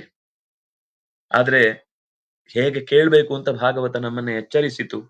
ಕನಿಷ್ಠ ಪಕ್ಷ ಹಾಗೊಂದು ಭಾವ ಇದೆ ಅಂತ ಗೊತ್ತೇ ಇದ್ರಾದ್ರೂ ಅದರಲ್ಲಿ ಒಂದು 100ರಲ್ಲಿ 1 ಅಂಶವಾದ್ರೂ ನಮ್ಮಲ್ಲಿ ವೈರಾಗ್ಯ ಮೂಡಿ ಕೇಳದೆ ಇರುವಂತ ಸ್ಥಿತಿಯನ್ನ ಮನುಷ್ಯ ಒಂದು ಮನಸ್ಥಿತಿಯನ್ನ ಒಂದು ಕ್ಷಣವಾದು ತಂದುಕೊಂಡದ್ದು ಹೌದಾದ್ರೆ ಅದರಿಂದ ಆಗುವ ಸೌಖ್ಯದ ತುದಿ ಏನು ಅಂತ ಅವನು ಒಂದು ಸರ್ತಿ ಅನುಭವಿಸಿದ್ರೆ ಮತ್ತೆ ಅದು ಸಹಜವಾಗಿ ಅವನಿಗೆ ಒಂದು ಗುಣವಾಗಿ ಬದಲಾಗುವ ಸಾಧ್ಯತೆ. ನರಸಿಂಹ ಹೇಳ್ತಾನೆ, ನಿನ್ನ ಏಕಾಂತ ಭಕ್ತಿ ತುಂಬಾ ಮುದ ನೀಡಿತು. ಇಹದಲ್ಲಾಗಲಿ ಪರದಲ್ಲಾಗಲಿ ನಿನ್ನಂಥವ್ರು ಮಾತ್ರ ನನ್ನ ಹತ್ರ ಏನು ಬೇಡುವುದಿಲ್ಲ. ಮನ್ವಂತರ ಪೂರ್ತಿ ನೀನು ದೈತ್ಯ ಚಕ್ರವರ್ತಿಗಳ ಸುಖಭೋಗಗಳನ್ನ ಅನುಭವಿಸ್ತಿ. ನೀನು ಅಧಿಪತಿಯಾಗಿಯೇ ಕಾರ್ಯವನ್ನ ನಿರ್ವಹಣೆ ಮಾಡ್ತಿ. ನೀನ್ ಕೇಳಿದಿ, ಕಥೆ ಕೇಳಲಿಕ್ಕೆ ಮನಸ್ಸು ಬರಲ್ಲ, ಸತ್ಕರ್ಮಗಳನ್ನ ನಡೆಸಲಿಕ್ಕೆ ಕೈ ನಡಿಯಲ್ಲ, ಒಳ್ಳೆ ಕಡೆಗೆ ಹೋಗ್ಲಿಕ್ಕೆ ಕಾಲ್ ಕೇಳಲ್ಲ, ಏನೇನೋ ನಿನ್ನ ದೌರ್ಬಲ್ಯಗಳನ್ನು ಹೇಳಿಕೊಂಡೆ, ಅದೆಲ್ಲವೂ ಪರಿಹಾರ ಆಗುತ್ತೆ. ಎಷ್ಟು ಚೆನ್ನಾಗಿ ಹೇಳ್ತಾನೆ. ಕಥಾ ಮದೀಯಾಜುಷಮಾಣ ಪ್ರಿಯಾಸ್ತ್ವಂ ಆವೇಶ್ಯ ಮಾಮಾತ್ಮನಿ ಸಂತಮೇಕಂ ಸರ್ವೇಷು ಭೂತೇಷು ಅಧಿಯಜ್ಞಮೀಶ್ವರಂ ಯಜಸ್ವ ಯೋಗೇನ ಚ ಕರ್ಮ ಹಿನ್ವನ್. ನಿನಗೆ ನನ್ನ ಅತ್ಯಂತ ಮಹಿಮೆಯನ್ನ ಹೇಳುವ ಕಥೆಗಳನ್ನ ಕೇಳುವುದಕ್ಕೆ ಬೇಕಾದ ಶ್ರವಣ ಶಕ್ತಿ ಒದಗಿ ಬರಲಿ. ಜೀವಿಗಳಲ್ಲಿ ಎಲ್ಲರಲ್ಲೂ ನೆಲೆಸಿರುವ ನನ್ನನ್ನ ಸರ್ವೋತ್ತಮ ಅಂತ ತಿಳಿದು ನಿನ್ನ ಹೃದಯದಲ್ಲಿ ಅವನೇ ಇದ್ದಾನೆ ಅಂತ ಚಿಂತಿಸುವ ಶಕ್ತಿ ಬರಲಿ. ಯಜ್ಞಭೋಕ್ತನಾದ ನನ್ನನ್ನ ಭಕ್ತಿಯಿಂದ ಆರಾಧಿಸುವಂತಾಗಲಿ, ಪ್ರತಿಬಂಧಕವಾದ ಕರ್ಮಗಳನ್ನೆಲ್ಲ ಕಳ್ಕೊಳ್ಳುವಂತಾಗಲಿ, ನಿನಗೆ ಮೋಕ್ಷದ ಸಾಧನೆಗೆ ಏನೇನು ಬೇಕು ಆ ಎಲ್ಲ ಅನುಕೂಲತೆಗಳು ಸಿಗಲಿ. ಭೋಗದಿಂದ ಪ್ರಾರಬ್ಧವನ್ನು, ಅನಿಷ್ಟ ಪುಣ್ಯವನ್ನು, ಪ್ರಾಯಶ್ಚಿತ್ತದ ಪಾಪದ ಪ್ರಾರಬ್ಧವನ್ನು, ಕಾಲದ ಬಲದಿಂದ ಶರೀರಕ್ಕೆ ಸಂಬಂಧಪಟ್ಟಂತಹ ಎಲ್ಲ ಆಗುಹೋಗುಗಳನ್ನು ಕೂಡ ನೀನು ಕಳ್ಕೊಂಡು ದೇವಲೋಕದಲ್ಲಿ ಹಾಡ್ಲಿಕ್ಕೆ ಯೋಗ್ಯವಾದ ಶ್ರೇಷ್ಠವಾದ ಕೀರ್ತಿಯನ್ನ ನೀನು ಹೊಂದುತ್ತಿ, ಆ ನಂತರ ಬಂಧ ಮುಕ್ತನಾಗಿ ನನ್ನ ಬಳಿಗೆ ಬರ್ತಿ. ನೀನು ನನ್ನ ಸ್ತೋತ್ರ ಮಾಡಿದ ಪ್ರತಿಯೊಂದು ಮಾತು ಕೂಡ ಅದು ಜೀವನದಲ್ಲಿ 10 ಬಾರಿ ಚಿಂತಿಸಬೇಕಾದ್ದು. ಯಾರು ಈ ಸ್ತುತಿಯನ್ನ ನಿರಂತರ ಮತ್ತೆ ಮತ್ತೆ ಹಾಡ್ತಾರೋ ಅವರಿಗೆ ಬದುಕಿನುದ್ದಕ್ಕೂ ಶ್ರೇಯಸ್ಸಾಗುತ್ತೆ. ಅಷ್ಟೇ ಅಲ್ಲ, ಯೋಗ್ಯ ಕಾಲದಲ್ಲಿ ನನ್ನ ಸ್ಮರಣೆ ಬರುತ್ತೆ. ಅಂಥವನಿಗೆ ಅಂತಹ ಸರಿಯಾದ ಸಮಯದಲ್ಲಿ ನನ್ನ ಸ್ಮರಣೆ ಮಾಡಿದ್ದಕ್ಕಾಗಿ ಸಂಸಾರದ ಚಕ್ರದಿಂದ ಆತ ಬಿಡುಗಡೆಯನ್ನು ಹೊಂದುತ್ತಾನೆ ಅಂತ ಆ ಆ ಪ್ರಹ್ಲಾದ ಮಾಡಿದ ಸ್ತುತಿಯನ್ನ ಹೇಳಿದವನಿಗೇನು ಫಲ ಅಂತ ಅನ್ನುವುದನ್ನು ಕೂಡ, ಅವನು ಹೇಳಿದ ಸ್ತೋತ್ರವನ್ನ ಪಾರಾಯಣ ಮಾಡಿದವರಿಗೆ ಇಷ್ಟು ಫಲವಾದ್ರೆ, ಈ ಸ್ತೋತ್ರವನ್ನೇ ಮಾಡಿ ಭಗವಂತನನ್ನ ಸ್ತುತಿಸಿದವನಿಗೆ ಇನ್ನೆಷ್ಟು ಎತ್ತರದ ಸ್ಥಿತಿಯನ್ನ ಭಗವಂತ ನೀಡಿ ಸಂತೋಷ ಪಡಿಸಿದ್ದಾನು ಅನ್ನೋದು ನಮಗೆ ಅರ್ಥ ಆಗುತ್ತೆ. ಇಷ್ಟಾದ್ಮೇಲೆ ಮತ್ತು ಒಂದು ವರವನ್ನ ಕೇಳುತ್ತಾನೆ. ಇನ್ನೂ ಏನಾದ್ರಿದ್ರೆ ಕೇಳು ಅಂದಕ್ಕೆ. ನನ್ನ ಅಪ್ಪ ಸರ್ವ ಸಮರ್ಥನಾದ, ಎಲ್ಲರ ತೇಜಸ್ಸಿಗೆ ಮೂಲ ಕಾರಣನಾದ ನಿನ್ನನ್ನ ನಿಂದಿಸಿ ತುಂಬಾ ತಪ್ಪು ಮಾಡಿದ್ದಾನೆ ನಮ್ಮಪ್ಪ. ತಮ್ಮನನ್ನ ಕೊಂದ ಕೊಲೆಗಾರ ನೀನು ಅಂತ ನಿನ್ನನ್ನು ಆರೋಪಿಸಿ ನಿನ್ನ ಬಗ್ಗೆ ಕೋಪ ತುಂಬಿಕೊಂಡು ಇಲ್ಲ ಸಲ್ಲದಂತೆ ನಿನ್ನನ್ನ ಪ್ರೀತಿಸುವವರಿಗೆಲ್ಲರಿಗೂ ಹಿಂಸೆ ಕೊಟ್ಟಿದ್ದಾನೆ. ನಿನ್ನ ಭಕ್ತನು ಒಂದೇ ಕಾರಣಕ್ಕೆ ನನಗೂ ತೊಂದರೆ ಕೊಡುವ ಪ್ರಯತ್ನ ಮಾಡಿದ್ದಾನೆ. ಆದ್ರೆ ನಮ್ಮ ಅಪ್ಪನಿಗೆ ಒಳಗಿನಿಂದ ಈ ಕೆಲವೊಂದ್ ಸರ್ತಿ ಅವನು ತುಂಬಾ ಚೆನ್ನಾಗಿ ಮಾತಾಡ್ತಿದ್ದ, ಕೆಲವೊಂದ್ ಸರ್ತಿ ನಿನ್ನ ಬಗ್ಗೆ ತುಂಬಾ ಆತ್ಮೀಯವಾಗಿ ಮಾತಾಡ್ತಿದ್ದ. ಆದ್ರೆ ಒಂದೊಂದ್ ಸರ್ತಿ ಆ ಆಕ್ರೋಶ ಬಂದಾಗ ಅವನು ಯಾರು ಅಂತಾನೆ ಅವನಿಗೆ ಗೊತ್ತಿಲ್ಲದ ಹಾಗೆ ತಿರುಗಿ ಇನ್ನೇನೋ ಒಂದು ರೀತಿಯಲ್ಲಿ ಹಿಂದಿನ ಕ್ಷಣದಲ್ಲಿ ಮಾತಾಡಿದ ವ್ಯಕ್ತಿ ಇವನೇನಾ ಅಂತ ಗೊತ್ತಾಗದಷ್ಟು ಬದಲಾಗಿ ನಿನ್ನನ್ನ ನಿಂದಿಸ್ತಾ ಇದ್ದ. ನನ್ನಪ್ಪನಲ್ಲಿ ವಾತ್ಸಲ್ಯ ತೋರು, ನಿನ್ಗೆ ದೀನರಲ್ಲಿ ವಾತ್ಸಲ್ಯ ಇದೆ ಅಂತ ಆದ್ರೆ, ನಮ್ಮಪ್ಪ ಎಲ್ಲೋ ದಾರಿ ತಪ್ಪಿ ಕೆಲವೊಂದ್ ಸರ್ತಿ ತಪ್ಪು ಮಾತಾಡಿರಬಹುದು. ಆದ್ರೆ ನಿನ್ನ ಕಡೆಗಣ್ಣ ನೋಟದಿಂದಲೇನೆ ಆತನಿಗೆ ಬಿಡುಗಡೆ ಆಗತ್ತೆ ಅನ್ನೋ ನಂಬಿಕೆ ನನಗಿದೆ. ಯಾಕೆಂದ್ರೆ ನಿನ್ನನ್ನ ಪ್ರೀತಿಸುವ ಒಂದು ಜೀವ ಅಲ್ಲಿ ಇದೆ ಅಂತ ನನಗೆ ಗೊತ್ತು. ನಿನ್ನನ್ನ ಇಷ್ಟಪಡುವ, ನಿನ್ನನ್ನ ಕಂಡರೆ ಬಹಳ ಮೆಚ್ಚುವ ಒಂದು ಜೀವ ಅಲ್ಲಿ ಇದೆ ಅಂತ ನನಗೆ ಅರ್ಥ ಆಗುತ್ತೆ. ಆದ್ರೆ ರಾಕ್ಷಸ ಪ್ರವೃತ್ತಿಯಿಂದ, ರಾಕ್ಷಸರ ಜೊತೆಗಿನ ಪ್ರಭಾವದಿಂದ ಏನೇನೋ ಅನರ್ಥಕಾರಿಯಾದಂತ ಕೆಲಸವನ್ನು ಅವನು ಮಾಡಿದ್ದಾನೆ. ಅದರಿಂದಾಗಿ ನೀನು ಅವನನ್ನ ಉದ್ಧರಿಸಬೇಕು ಅನ್ನೋದು, ನನಗೋಸ್ಕರ ಏನು ಮಾಡದೇ ಇದ್ರು ಎಲ್ಲ ದೀನರನ್ನು ನಿನ್ನೆಡೆಗೆ ಕರೆದುಕೊಳ್ಳುವ ಸೌಜನ್ಯ ನಿನಗಿದೆ ಅನ್ನುವ ಕಾರಣಕ್ಕಾಗಿ ನೀನು ರಕ್ಷಿಸಬೇಕು ಅಂತ ಹೀಗೆ ಕೇಳಿಕೊಳ್ತಾನೆ. ಭಗವಂತ ಹೇಳುತ್ತಾನೆ, ಓ ಪುಣ್ಯಾತ್ಮ, ನಿನ್ನಂತ ಒಬ್ಬ ಮಗ ಹುಟ್ಟಿದ್ರಿಂದ ನಿನ್ನ ಹಿಂದಿನ ತಲೆಮಾರು 21 ತಲೆಮಾರು ಅನಾಯಾಸವಾಗಿ ನೀನು ಕುಲಪಾವನನಾದ್ರಿಂದಾಗಿ ಅವರೆಲ್ಲರೂ ಕೂಡ ಉದ್ಧಾರಗೊಂಡೇಗೊಳ್ತಾರೆ. ನಿನ್ನ ತಂದೆ ಮಾತ್ರ ಅಲ್ಲ, ಈ ಹಿರಿಯರು ಯಾರ್ಯಾರು ಅಕಸ್ಮಾತ್ ತಮ್ಮ ನಡೆಯ ದೋಷದಿಂದಾಗಿ ಅನರ್ಥವನ್ನು ಅನುಭವಿಸುವುದಿದ್ರೆ ಅದನ್ನು ಕಳ್ಕೊಂಡು ಉತ್ತಮ ಸ್ಥಿತಿಯನ್ನ ಅನುಭವಿಸ್ತಾರೆ. ಆದ್ರಿಂದಾಗಿ ಯಾರು ಸಮದರ್ಶಿಗಳಾಗಿ ಸದಾಚಾರ ಸಂಪನ್ನರಾಗಿ ನನ್ನ ಭಕ್ತರಿರ್ತಾರೋ ಅಂಥ ಎಲ್ಲ ಪ್ರದೇಶಗಳಲ್ಲೂ ಕೂಡ ನಿನ್ನಂಥವರು ಪ್ರವೇಶ ಮಾಡಿದಾಗ ಅವರಿಗೆ ಮತ್ತಷ್ಟು ಚೈತನ್ಯ ತುಂಬುತ್ತೆ, ಅವರಿಗೆ ಒದಗಿ ಬರುವಂತಹ ಎಲ್ಲ ದೋಪದೋಷಗಳು ಪರಿಹಾರ ಆಗುತ್ತೆ ಅಂತ ಹೀಗೆ ಅವನನ್ನ ಸಮಾಧಾನ ಮಾಡುತ್ತಾನೆ. ಕೊನೆಗೆ ಪ್ರಹ್ಲಾದನನ್ನ ಹೇಳುತ್ತಾನೆ, ಎಲ್ಲ ಜೀವಿಗಳಲ್ಲೂ ನಾನಿದ್ದೇನೆ ಎನ್ನುವ ಭಾವದಿಂದ ವಿಷಯಾಸೆಯನ್ನು ತೊರೆದು ತ್ರಿಕರಣ ಶುದ್ಧಿಯಿಂದ ನನ್ನನ್ನು ಕಾಣುವುದಾದ್ರೆ ಅವನಿಗೆ ಹಿಂಸೆ ಮಾಡ್ಲಿಕ್ಕೆ ಮನಸ್ಸು ಬರುವುದಿಲ್ಲ. ನನ್ನ ಭಕ್ತರಾದವರು ನಿನ್ನನ್ನು ಅನುಸರಿಸಲೇಬೇಕು. ಹೌದಾದ್ರೆ, ನನ್ನನ್ನು ಪ್ರೀತಿಸುವುದು ಹೌದಾದ್ರೆ ಅವರು ನಿನ್ನ ಮಾತುಗಳಿಗೂ ಕಿವಿ ಹಾಕ್ತಾರೆ, ನಿನ್ನ ನಡೆಗಳನ್ನು ಅನುಸರಿಸ್ತಾರೆ. ನೀನು ರಾಕ್ಷಸ ಅನ್ನುವ ಕಾರಣಕ್ಕಾಗಿ ನಿನ್ನನ್ನು ಯಾರು ಕೂಡ ಸಜ್ಜನರಾದವರು ನಿಂದಿಸ್ಲಿಕ್ಕೆ ಸಾಧ್ಯವೇ ಇಲ್ಲ. ಹಾಗೆ ನಿಂದಿಸಿದ್ರೆ ಅವರು ನನಗೆ ಆದರ್ಶ, ಅವರು ಸಮಾಜಕ್ಕೆ ಹಿತವರು ಅಂತ ನಾನು ಬಯಸುವುದಿಲ್ಲ. ನಿನ್ನನ್ನು ಒಪ್ಪಿದ್ರೆ ಅವರ ಆದರ್ಶಪ್ರಾಯರು ಅಂತ ನನಗೆ ಮತ್ತಷ್ಟು ಅವರ ಬಗ್ಗೆ ಹೆಚ್ಚು ಪ್ರೀತಿ ಉಂಟಾಗುತ್ತೆ. ತಂದೆಯ ಉತ್ತರ ಕ್ರಿಯೆಯನ್ನು ಮಾಡು. ನಿನ್ನ ನನ್ನನ್ನ ಅವನು ಎದುರಿಸಿ ನನ್ನ ಸ್ಪರ್ಶಕ್ಕೆ ಒಳಗಾದಾಗ್ಲೇ ಆತ ಶುದ್ಧಿ ಆಗಿದೆ. ನಿನ್ನಂತ ಸತ್ಪುತ್ರನನ್ನ ಪಡೆದದ್ರಿಂದಲೇನೆ ಅವನಿಗೆ ಉತ್ತಮವಾದ ಲೋಕ ಸಿಕ್ಕಿದೆ.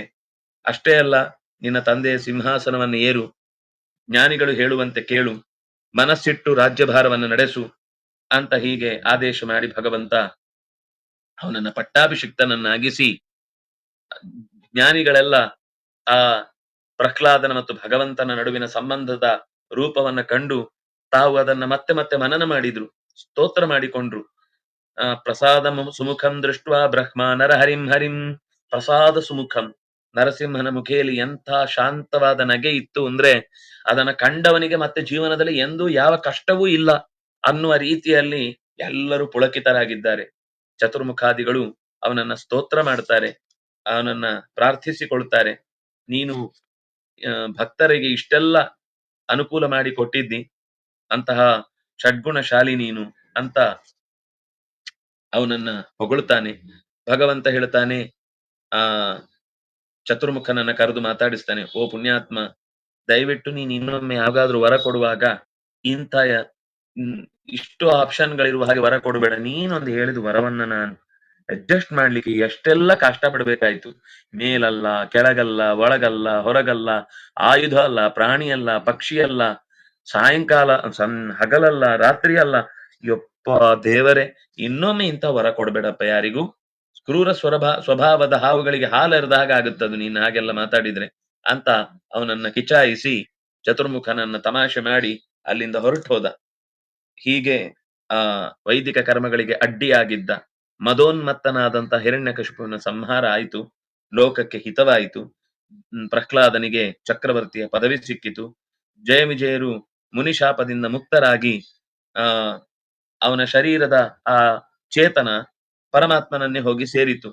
ಹಾಗೇನೆ ಇಲ್ಲೂ ಕೂಡ ಶಿಶುಪಾಲ ಮತ್ತೆ ಅದೇ ಹಿರಣ್ಯಕಶಿಪು ಹುಟ್ಟಿದ್ದಾನೆ, ಅದೇ ಹಿರಣ್ಯಾಕ್ಷ ದಂತವಕ್ರನಾಗಿ ಹುಟ್ಟಿದ್ದಾನೆ ಅಂತ ನಾರದರು ಆ ಯುಧಿಷ್ಠಿರನಿಗೆ ಕಥೆಯನ್ನ ಹೇಳ್ತಾ, ಹೀಗೆ ಅಸುರಾವೇಶದಿಂದ ಅವನು ಹರಿಯಲ್ಲಿ ದ್ವೇಷ ಮಾಡಿದ್ದು ಹೊರತು ಒಳಗಿನಿಂದ ಇರುವ ಜಯ ವಿಜಯರು ಅವನ ಭಕ್ತರೇ ಆಗಿದ್ದಾರೆ. ಅದರಿಂದಾಗಿ ಅಂತ್ಯಕಾಲದಲ್ಲಿ ಭಗವಂತನ ರೂಪವನ್ನ ಕಂಡು ಅವರು ಪ್ರಾಣ ಬಿಟ್ಟದ್ರಿಂದ ಭಗವಂತನ ಉತ್ತಮ ರೂಪವನ್ನ ಅವರು ಸೇರಿದ್ದಾರೆ ಅಂತ ಹೀಗೆ ಅವರ ಆ ಪ್ರಾರ್ಥನೆಯ ಫಲವನ್ನ ನಿರೂಪಣೆ ಮಾಡುತ್ತಾರೆ. ಭಗವಂತನ ಆ ಸಾಮರ್ಥ್ಯವನ್ನ ಪ್ರಹ್ಲಾದನ ಈ ಚರಿತ್ರೆಯ ಮೂಲಕ ಯಾರು ತಿಳ್ಕೊಳ್ಳುತ್ತಾರೋ ಅವನಿಗೂ ಶ್ರೇಷ್ಠವಾದಂತಹ ಬದುಕು ಸಿದ್ಧಿಯಾಗುತ್ತೆ ಅಂತ ಅದರ ಫಲವನ್ನು ಹೇಳ್ತಾರೆ. ನಂತರ ನಾರದರು ಇನ್ನೂ ಒಂದು ಕಥೆಯನ್ನ ಧರ್ಮರಾಜಿಗೆ ಹೇಳ್ತಾರೆ. ತ್ರಿಪುರಾಸುರ ಅಂತ ಒಬ್ಬ ಅಸುರ ಇದ್ದ, ಅವನ ದಹನದ ಕಥೆಯನ್ನ ಶಿವ ಹೇಗೆ ಮಾಡಿದ ಅನ್ನೋದನ್ನ ಕೇಳಬೇಕು ಅಂತ ಅಲ್ಲಿ ಜಿಜ್ಞಾಸೆ ಮೂಡಿದಾಗ ಮಯ ಒಂದು ಅದ್ಭುತವಾದ ಕೆತ್ತನೆಯನ್ನ ಮಾಡಿದ 3 ಪಟ್ಟಣಗಳನ್ನ ಅಸುರರಿಗೆ ಕೊಟ್ಟ. ಚಿನ್ನದ ಪಟ್ಟಣ, ಬೆಳ್ಳಿಯ ಪಟ್ಟಣ, ಕಬ್ಬಿಣದ ಪಟ್ಟಣ. ಇದು 3 ಕೂಡ ಆಕಾಶದಲ್ಲಿ ಚಲಿಸುವಂತವುಗಳಾಗಿದ್ದು, ಅದು ಒಂದು ಕಡೆಯಿಂದ ಇನ್ನೊಂದು ಕಡೆಗೆ ಹೇಗ್ ಹೋಗುತ್ತೆ, ಯಾರ ಸಹಾಯದಿಂದ ಹೋಗ್ತಾ ಇದೆ ಯಾರಿಗೂ ಗೊತ್ತಾಗ್ತಾ ಇರಲಿಲ್ಲ. ಅಪಾರ ಶಸ್ತ್ರಾಸ್ತ್ರಗಳಿಂದ ಕೂಡಿದ್ದು. ಆ ಪಟ್ಟಣದ ಬಲದಿಂದ ದೇವಲೋಕವನ್ನ, ಗಂಧರ್ವ ಲೋಕವನ್ನ, ಅಲಕೆಯನ್ನ, ಕೈಲಾಸವನ್ನ ಎಲ್ಲದರ ಮೇಲೂ ಕೂಡ ಅವರು ತಮ್ಮ ದಾಳಿಯನ್ನ ಮಾಡ್ತಾನೇ ಇದ್ರು. ಹಾಗಾಗಿ ಲೋಕಪಾಲಕರಿಗೆಲ್ಲ ಭಯ ಆಯ್ತು. ಇದು ಯಾರು ಮಾಡ್ತಿದ್ದಾರೆ ಅಂತಾನೂ ಗೊತ್ತಾಗ್ತಿಲ್ಲ, ಯಾವಾಗ ಆಗತ್ತೆ ಅಂತಾನೂ ಗೊತ್ತಾಗ್ತಾ ಇಲ್ಲ. ರುದ್ರದೇವರನ್ನು ಹೋಗಿ ಕೇಳಿಕೊಂಡ್ರು. ರುದ್ರದೇವರು, ಸರಿ, ನನ್ನ ವ್ಯವಸ್ಥೆ ಅಡಿಯಲ್ಲಿ ಇದು ಬರುತ್ತೆ ಅಂತ ಆದ್ರೆ ನಾನು ಖಂಡಿತ ಇದಕ್ಕೆ ನನ್ನ ಸಮ್ಮತಿಯನ್ನ ಸೂಚಿಸ್ತೇನೆ ಅಂತ ಹೇಳಿ ಅದಕ್ಕೆ ಸಿದ್ಧನಾದ. ಈ ಅಸುರರನ್ನ ಒಂದು ಸರ್ತಿ ಎಲ್ಲರನ್ನು ತನ್ನ ಬಾಣ ಪ್ರಯೋಗದಿಂದ ಕೊಂದ್ರೆ ಅವರು ಸ್ವಲ್ಪ ಹೊತ್ತಿನಲ್ಲೇ ಮತ್ತೆ ಎಲ್ಲ ಎದ್ದು ಬಂದ್ರು. ಈ ಶುಕ್ರಾಚಾರ್ಯರು ಸಿದ್ಧರಸವನ್ನ ಮೈನ ಮೂಲಕ ಬಾವಿಯಲ್ಲಿ ಇರಿಸಿ ಎಲ್ಲ ಸತ್ತವರನ್ನೆಲ್ಲ ಬಾವಿಯಲ್ಲಿ ಮುಳುಗಿಸುವುದು, ಎತ್ತುದು. ವಜ್ರಕಾಯರಾಗಿ ಮೊದಲಿಗಿಂತ ಹೆಚ್ಚು ಶಕ್ತಿಶಾಲಿಗಳಾಗಿ ಯುದ್ಧಕ್ಕೆ ಬರ್ತಾ ಇದ್ರು. ರುದ್ರದೇವನಿಗೆ ಯೋಚನೆ ಹತ್ತಿತ್ತು, ಇವರನ್ನು ಹೀಗೆ ಬಿಟ್ರೆ ನಾವು ಕೊಂದಷ್ಟು ಜಾಸ್ತಿ ಅವರಿಗೆ ಶಕ್ತಿ ಬರುತ್ತೆ. ನಾವು ಒಳ್ಳೆ ಉದಾಹರಣೆ ಇದು. ಎಷ್ಟು ಸರ್ತಿ ಅವರನ್ನು ನಾವು ಕೊಲ್ತೇವೋ ಅಷ್ಟವರು ಹೆಚ್ಚು ಶಕ್ತಿ ಪಡೀತಾರೆ.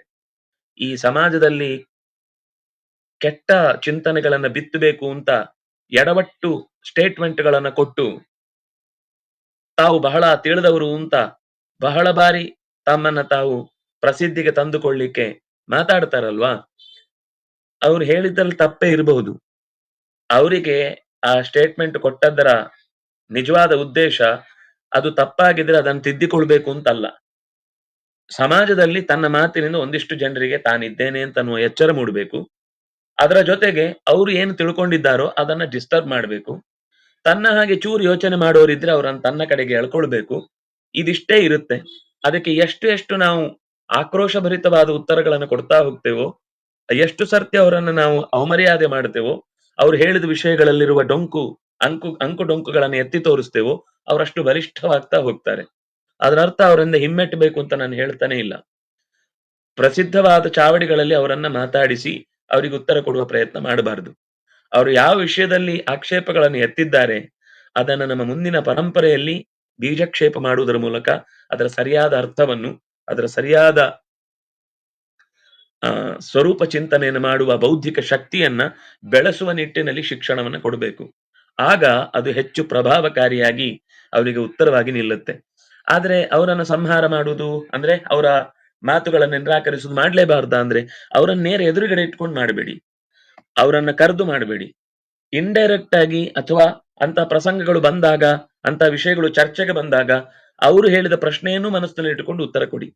ಆ ಮೂಲಕ ನಾವು ಸತ್ಯವನ್ನ ಸಮಾಜದಲ್ಲಿ ನೆಟ್ಟು ಬೆಳೆಸುವ ನಿಜವಾದ ಪ್ರವೃತ್ತಿಗೆ ನಾವು ಕೈ ಹಾಕಿದ ಹಾಗಾಗುತ್ತೆ.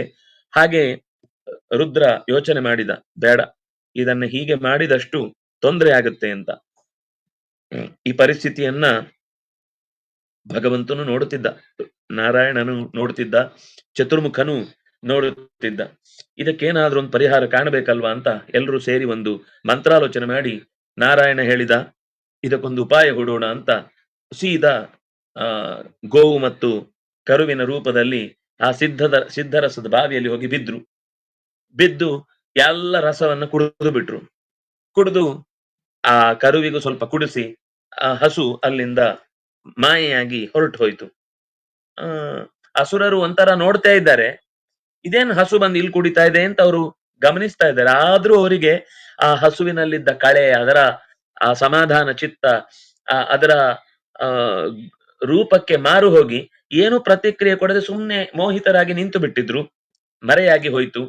ಮಹಾಯೋಗಿಯಾದ ಮಯಾಸುರ ಅಸುರರಿಗೆ ಸಮಾಧಾನ ಮಾಡಿದ, ನೀವು ಏನೋ ಒಂದು ತಪ್ಪು ನಡೆದಿದೆ, ಈಗ ಅದನ್ನ ತಪ್ಪಿಸ್ಲಿಕ್ಕೆ ನಮ್ಮ ಹತ್ರ ಸಾಧ್ಯ ಇಲ್ಲ. ಅಷ್ಟೊತ್ತಿಗೆ ರುದ್ರದೇವರು ಮತ್ತೆ ಧನುಸ್ಸನ್ನ ಹಿಡಿದು ರಥದ ಮೇಲೆ ಕುಳಿತು ಬೇರೆ ಬೇರೆ ದೇವತಾ ಶಕ್ತಿಗಳ ಆಯುಧಗಳನ್ನೆಲ್ಲ ಜೋಡಿಸಿಕೊಂಡು ಮುಂದೆ ಬಂದ್ರೆ ಆ ನಾರಾಯಣ ಅನೇಕ ಯುದ್ಧ ಸಾಮಗ್ರಿಗಳನ್ನ ರುದ್ರದೇವನಿಗೆ ಕೊಟ್ಟಿದ್ದಾನೆ. ಅಭಿಜಿನ್ ಮುಹೂರ್ತದಲ್ಲಿ ಭಗವಂತನ ತೇಜಸ್ಸು ತುಂಬಿರುವ ಆ ಬಾಣದ ತುದಿಯಿಂದ ಆ 3 ಪಟ್ಟಣಗಳನ್ನ ಏಕಾಕಿಯಾಗಿ, ಅಂದ್ರೆ ಒಂದೇ ಬಾಣದಿಂದ 3 ಪಟ್ಟಣಗಳನ್ನ ಸೀಳಿ ಸುಟ್ಟ.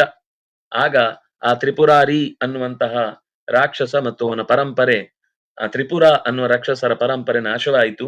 ಹೀಗೆ ರುದ್ರದೇವ 3 ಪುರಗಳನ್ನ ನಾಶ ಮಾಡಿ ತ್ರಿಪುರಾರಿ ಅಂತ ಅನ್ನಿಸಿಕೊಂಡ.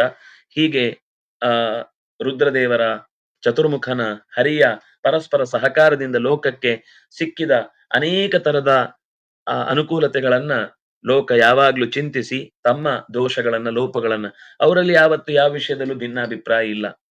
ಅವರಲ್ಲಿ ಪರಸ್ಪರ ಕೊಡುಕೊಳ್ಳುವಿಕೆಯ ಜೊತೆಗೆ ಎಲ್ಲವನ್ನೂ ಕೂಡ ಸಮಾಧಾನ ಚಿತ್ತರಾಗಿ ಸ್ವೀಕರಿಸುವಂತಹ ದೊಡ್ಡತನ ಇದೆ ಅನ್ನುವುದನ್ನ ಈ ಕಥೆಯ ಮೂಲಕ ನಿರೂಪಣೆ ಮಾಡಿದ್ರು. ಈ ನಂತರ